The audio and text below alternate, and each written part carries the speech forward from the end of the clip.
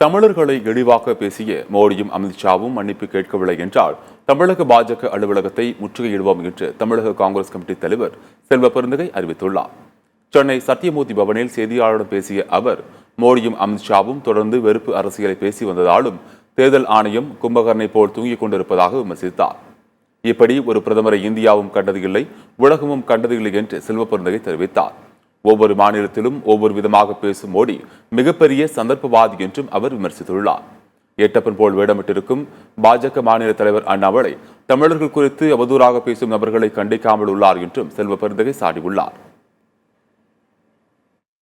இங்கே தமிழ்நாட்டுக்கு வந்தால் திருக்குறளை பற்றி பேசுவது, தமிழ் சிறந்த மொழி என்று சொல்லுவது எவ்வளவு பெரிய சந்தர்ப்பவாதம்!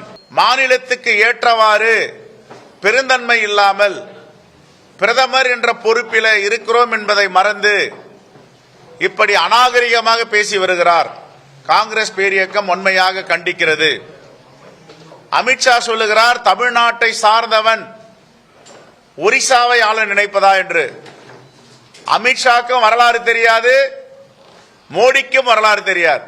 இப்படிப்பட்ட ஒரு அநாகரிகமான அரசியலை பாஜக தொடர்ந்து செய்து வருகிறது. தேர்தல் ஆணையம் கும்பகர்ணன் போல் தூங்கிக் கொண்டிருக்கிறது. இன்னைய வரைக்கும் மோடி பேசின பேச்சுக்காரனா வாய் திறந்திருக்காங்களா?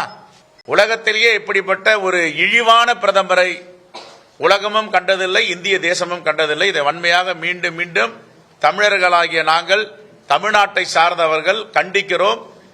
மோடியும் அமித்ஷாவும் நிபந்தனையற்ற மன்னிப்பு தமிழ்நாட்டு மக்களிடம் கேட்க வேண்டும். ஒரு வாரத்திற்குள் தமிழ்நாட்டு மக்களிடம் மன்னிப்பு கேட்கவில்லை என்றால் பாரதிய ஜனதா அலுவலகத்தை தமிழ்நாடு காங்கிரஸ் கமிட்டி முற்றுகையிடும். அண்ணாமலை தமிழ்நாட்டில் எந்த பகுதிக்கும் போக முடியாத ஒரு சூழல் ஏற்படுகிறது. அவரை பார்த்து பரிதாபப்படுகிறோம். தமிழ்நாட்டை காட்டிக் கொடுத்து தமிழ்நாட்டு மக்களுக்கு துரோகம் செய்து கொண்டிருக்கின்ற ஒன்றிய பாஜகவிற்கு முழுவதுமாக துணை போகிறார் அண்ணாமலை.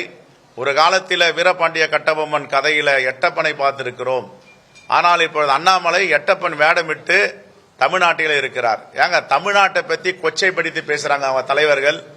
தமிழ்நாட்டில் இருக்க தமிழர்கள்லாம் குண்டு வைப்பாங்கன்னு சொல்றாங்க அவங்களுடைய பாராளுமன்ற உறுப்பினர். இப்போ தமிழர்கள்லாம் திருடர்கள்னு மோடி பேசியிருக்காரு. தமிழர்கள் ஆள நினைக்கலாமான்னு பேசியிருக்காரு.